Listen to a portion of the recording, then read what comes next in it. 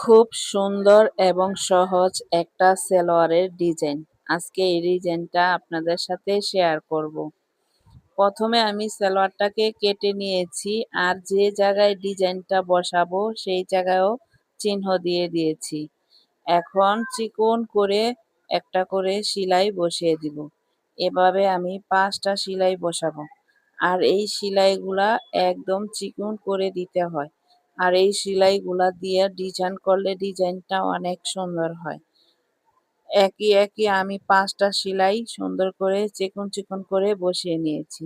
এখন এই সেলাইটা শেষে যেরকম হয়েছে ডিজাইনটা আপনারাই দেখেন কত সুন্দর হয়েছে। আর এই ডিজাইনটাকে আরো সুন্দর করার জন্য দুই পাশেই লেস বসিয়ে দিব।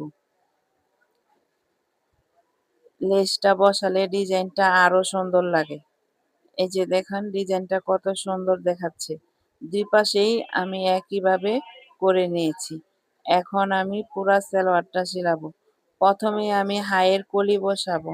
আর হাইয়ের কলিটা বসানোর জন্য সোজা পাশে একটা উল্টা করে কলি বসিয়ে একটা সেলাই দিয়ে তার উপরে আবার একটা চাপ সেলাই দিয়ে দিব। এভাবে আমি দোনো পাশের হাইয়ের কলি বসিয়ে নিলাম।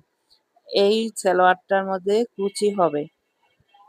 আর কোমরের কাপড়টা হবে আলাদা। তাই কোমরের কাপড়টাকে আলাদা কেটে জোড়া দিয়ে উপরে একটা সেলাই করে নিয়ে এলাম।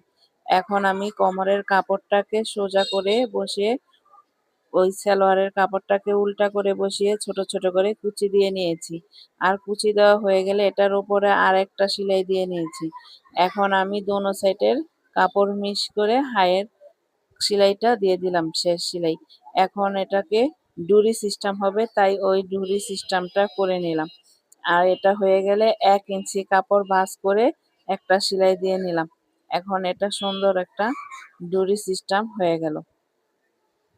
এখন নিচে যে কাপড়টা সেলাই করে রাখছিলাম, ডিজাইনটা করে রাখছিলাম, সেই ডিজাইনটাকে নিচে একটা করে কাপড় দিয়ে পট্টি বসিয়ে এটাকে উল্টা করে সুন্দর করে ভাঁজ করে উপর থেকে একটা চাপ সেলাই দিয়ে দিব।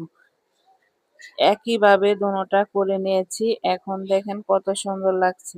আর এখন পুরাটা সালোয়ার উল্টা করে যে পরিমাণ লুজ রাখবেন সেই পরিমাণ মেপে রেখে এই পুরাটা জায়গা ঘুরিয়ে ঘুরিয়ে সেলাই দিয়ে দিতে হবে। আমি 2টা সেলাই দিয়ে দিয়েছি। এখন দেখেন এই সালোয়ারের ফাইনাল লুক কেমন হয়েছে। সালোয়ারের ডিজাইনগুলা অবশ্যই কমেন্ট করে জানাবেন। আমার ভিডিওটা যদি ভালো লাগে একটা লাইক একটা কমেন্ট করে দিয়ে দেবেন। আল্লাহ হাফেজ বন্ধুরা, ভালো থাকবেন।